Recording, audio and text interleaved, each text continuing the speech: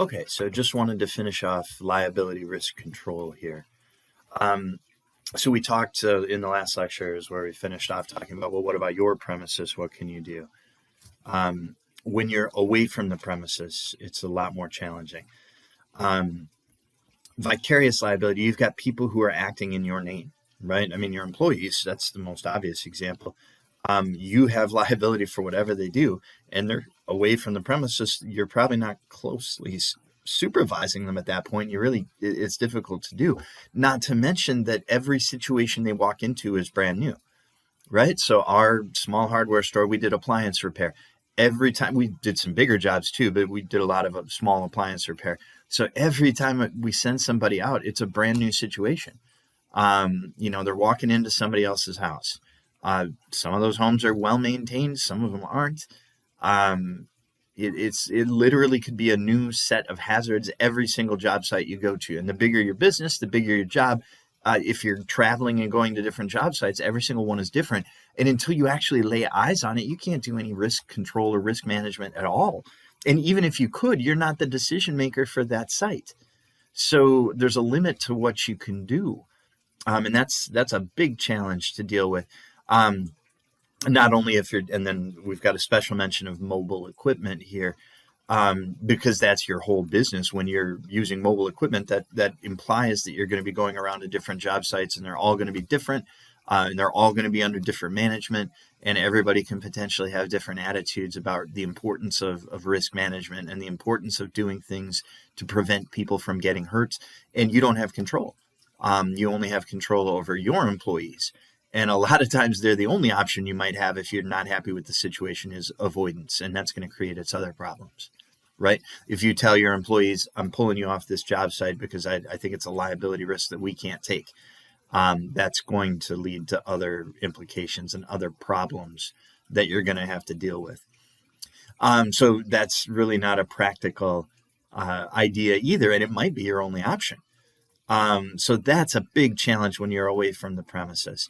A lot of times you are liable for somebody else's actions. You are guaranteeing other people who are involved that you will take their liability. That's really what a certificate of insurance does, right? The person who's in charge of the construction site, they are going to insist on being an insured under each of the insurance policies of everybody who's working for them. That's a form of contractual liability. You are extending protection to them, which is fine, but sometimes that has implications that can't be foreseen.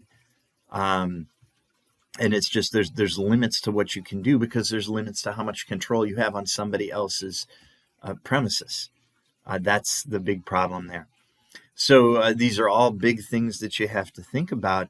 And it's not possible to say, well, this is what you do in every instance. You have to rely on your own intuition and your own judgment. And you need to have people in charge of these processes who have a risk management mindset. And those people are valuable, but it is a mindset. It's not something that you can really teach easily. People have to be open to the idea of thinking like this. And there's a certain subset of people who automatically thinks about everything I do, I want to reduce risk. That's the type of person that you want to be making decisions to the extent that they can in the risk management field anyway. When we talk about making products, that's a special case of liability. Remember, it's strict liability. Somebody gets hurt with a product you made, you're liable. Doesn't matter how. You can get product liability insurance, but remember that the damage to the product itself is not covered. And that's not such a big problem for manufacturers of small items where we have large multiples. There, the risk is recall. It's not really damage to a single product itself. Where you have a problem there is, let's say we've got a firm that's working on a construction site and they do something wrong and it damages the site somehow. That damage is not covered. The liability that results from it is covered, but remember, this is your own work exclusion, the own product exclusion that's coming up.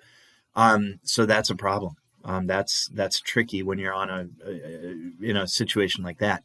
And even if you do have insurance, a lot of times we've got some fairly large deductibles here, because when you're manufacturing products, we're usually thinking about a fairly large scale operation with some valuable machinery.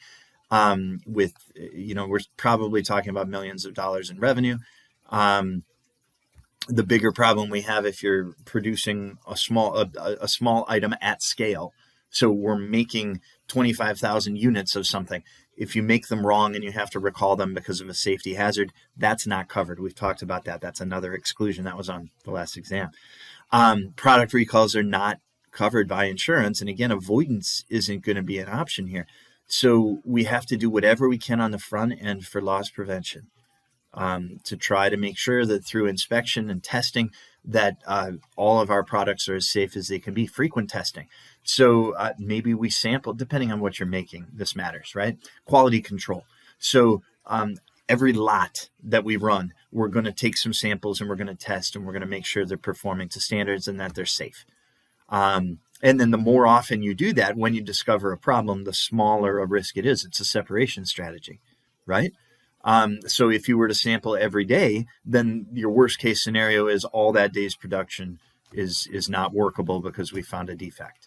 If you're only going to do it every 3 months, you run the risk of, oh my gosh, we've discovered a problem. Everything we've been making for the last 3 months is not safe. Now you have a major product recall, and that's going to be really expensive, not covered by insurance. That's just going to have to be a cost of doing business, and hopefully you're prepared for that. There we're just looking at a retention strategy at that point. So frequency of testing is something that you might want to think about if you're a manufacturer of smaller items that are produced at scale. It's in the design and engineering, people double checking things, double checking on the manufacturing and assembly.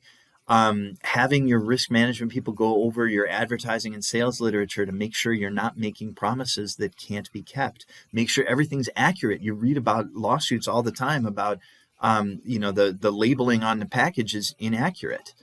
Even for things that seem like they're really, really small. There was it got made a lot of fun of, but it was a problem. For one of the sub sandwich places that said it was, they're selling a foot-long sub, and when you actually measure it, it's something like 11.5 inches. There was a lawsuit filed on that, saying that, look, you've been ripping everybody off. Not only horrible reputational damage from having that hit the press, but just the nuisance of trying to deal with that. Well, if you're going to advertise it a certain way, doesn't it make sense to make sure you deliver what you promise? So on the one hand, while you say, well, that, lawsuit is kind of ridiculous, on the other, you say they really, how were they not able to stop that on the front end by making sure that they're delivering what they promise? Is your packaging safe? Is it protecting items in shipment? If you're going to have a lot of broken items in shipment, nobody's going to want to take responsibility for that. The shipper's not going to take responsibility for that without an agreement, without some significant fighting on your part. So best to design packaging that is going to be over-engineered to provide safety. Your manuals. We really need to make sure that every possible way that somebody can get hurt is mentioned in the manual. We know people don't read the manuals, but if you don't have a warning at all, if something goes wrong, you're going to have a heck of a time controlling the damage from that. You'll still be liable, but at least you can point to a manual and say, look, this is being used in a manner that it's pretty clear that we instruct against. And that will help. In terms of damages, you might be liable, but remember that damages are always controlled by a judge or a jury, right? So you're going to have a chance to make your argument. Again, with installation and service operations, you usually have bigger but fewer liability exposures on the product side. And that's the risk that you have there. So that implies a different process for trying to manage those risks. Record keeping. You want to be as solid as you can. Ideally, you'd like to be able to account for everything. Oh, you were over at our house doing work 4 months ago on a Friday, and now we have a problem and we think it's your fault. Okay, well, you need to be able to go back at what did we do? If you're just going to rely on people's memory, I promise you that will not be adequate. People forget. So whatever you can do for record keeping, that will carry on, ideally, eternally. You want to be able to go back 10 years from now and say, yep, on February 4th, we were at this place, and this is what we did. This is what we found. This is what we recommended. The customer said, no, do it this way. So that's what we ended up doing. All of that. And then later on, when somebody comes back and tries to challenge that, at least you've got a record that says, well, this is what we think we did. That's a liability control strategy, to write everything down and to have good records on everything.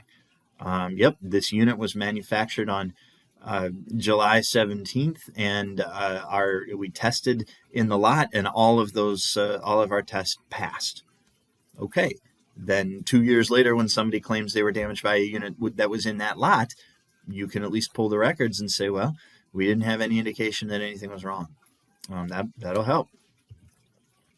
On the auto side, it's important to realize that here we've got a human element, and that's going to be your biggest source of losses. So because of that, there is some risk control you can do. Pull MVRs, motor vehicle records.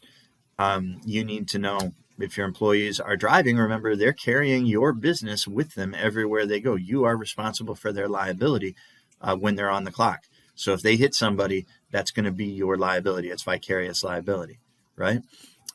You'd want to know, do they have motor vehicle violations in their background? Is that acceptable to you? You know, this person gets 3 speeding tickets every year. You sure you want them driving for your business? That's a decision that you have to make. Drug and alcohol testing, you're going to see some places that's required by law. And then other places it wouldn't necessarily be required by law. So you have to decide, is that something you're going to do on a random basis or not? There's an expense there, but it might be something on the drug testing side that's usually something that's going to stay with you longer than on the alcohol testing side. Alcohol is out of your system in a relatively short period of time. Depending on the drug, certain drugs stay in your system for quite a bit longer, and they can be detected. In both instances, does it really implicate the person's ability to drive right now?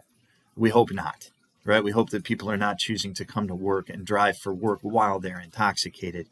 And it's probably not the test that's going to be the way to eliminate that. But that is one way to find out who frequently uses, and that might play into who you allow to have driving privileges. That's a choice. And then to the extent of, okay, if we've had a violation, are we going to require driver safety? Well, these are all things that, we think about it from the other side. If one of my drivers injures somebody, what would that person's attorney be saying? Gosh, this guy's had a history of driving unsafely, and his company doesn't even require any safety training after that happens. They don't care. Well, that's the kind of thing that's going to affect the damages that are awarded from an auto liability lawsuit. So you might want to think about implementing a driver safety course that will cut down on the number of accidents first and foremost, but will also serve as a way to defend against this accusation that your company doesn't do enough to promote safe driving. Anybody who drives your vehicle, whether they're insured by you or not, you have an exposure just by owning the vehicle. I think I told this story where after I quit working for our family, I took a business vehicle. I mean, it was mine. Nobody else was going to drive it. There was no reason to leave it. And everybody knew. It's not like I stole it. Everybody was in favor. But the big mistake that we made is I was driving around in Tallahassee, Florida, with a vehicle that was titled to my parents' company. And had there been an accident, my parents' company could have been sued. And that's just a liability risk we didn't have to do. I should have bought the car for them. We could have had a reasonable price. It could have been, I'm going to buy this car for $100. Okay, done. But then it's pretty clear I own it. The liability is mine. And that would have been a really smart thing to do. As somebody who teaches risk management now, it's really hard for me to believe that we overlooked that, but we did. And again, it's one of those things, no harm, no foul. Nobody thinks about it. I didn't get into any accidents, so it doesn't matter. Okay, well, if you could promise me that, yeah, then we'd feel a lot better about it. But we call them accidents, right? I mean, nobody sets out with the idea that we're going to have this happen. So vehicle maintenance, we talked about that, and safety, and then the routing, where you're driving, all of that can be managed, but the human element can't. And that's except through the, deciding who you're going to allow to drive your vehicles in the first place. So there's a limit to what you can do there. And that's kind of what we see with all of this. There's a limit to what you can do, but you want to be thinking about, well, what can I do? And anything that's cheap and easy, you should be doing, right? There's no reason not to. If it's inexpensive and easy, then do it. That's the place we want to come from. Workers' compensation. So these losses are going to get attention. People get hurt at work. There's a state involvement. OSHA may be involved depending on the details of the accident. So yeah, we have laws that require you to do certain things as an employer, and you better be sure that you're doing those things. You do not want it discovered after the fact that you've been failing to do safety precautions. Your frequency for workers' comp is usually going to be higher. It's interesting, morale impacts whether or not there's workers' comp losses, because there is an element of, there's a group of people who say, yeah, I would like to figure out a way to get paid for not working. And one way to do that is to get injured. Now, if I like my job and I like my company, I'm not thinking like that. If I don't like my job and I don't like my company and I don't like my supervisor, guess what? Yeah, work comp losses go up from that group. So honest, legitimate losses, people don't have much control over, but there's also an element of illegitimate losses that you aren't going to be able to get away from. You know, if someone claims they've injured their back, yep, you can't see that on an X-ray or an MRI. Can't prove it. You're going to be taking somebody's word for it. So yeah, we want to make sure that when people get hurt, number one, we're trying to get them back to work as quickly as possible. But also, if whatever we can do to have them not get hurt in the first place, that's worth doing most of the time. So if you have a big a big number of employees, you're probably going to self-insure because there's a layer of risk-bearing cost that goes into buying insurance. That's why you're buying insurance, because you can't handle the losses. If you have enough employees, you probably can handle the losses. You don't know who's going to get hurt, but you can predict overall from year to year, the number of losses should be pretty stable if you've got 5,000 employees. That's just the law of large numbers in action. And so that's why we can self-insure at that point. And at least there, we're not paying somebody to bear risk. And that's nice. It's important to recognize that, yeah, when we lose a person, that affects other people too. How are you going to cover for that person? Well, all right, somebody broke their leg. They're going to be out for 6 weeks. How do you replace them? You're going to hire somebody for 6 weeks and then let them go? Good luck finding somebody. That takes a really unique situation to find somebody who's like, I'm looking for a job, but only for 6 weeks. Perfect. We'll make it work. But then you still have training that you have to do, and it's unlikely that's going to be the best way. Most of the time what happens when you lose somebody is their work just gets dumped on everybody else. And it'll get spread out, but everybody else's job gets harder. And that leads to morale problems, and that's not good for your business. So whatever we could, the losses come from a lot of different directions in workers' comp, and they have, tendrils and tentacles that extend beyond just the obvious losses of, we have to pay their medical costs and we have to pay their rehabilitation, we have to pay their lost wages. How do we handle the fact that now the rest of the workers are unhappy that they have to do this person's job until they're healthy and back with us?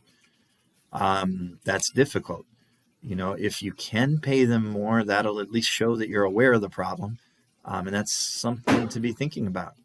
But there's a lot of implications that come from this. And it's worth realizing that whatever you can do to reduce frequency and severity here, for sure, if it's easy, you want to do it.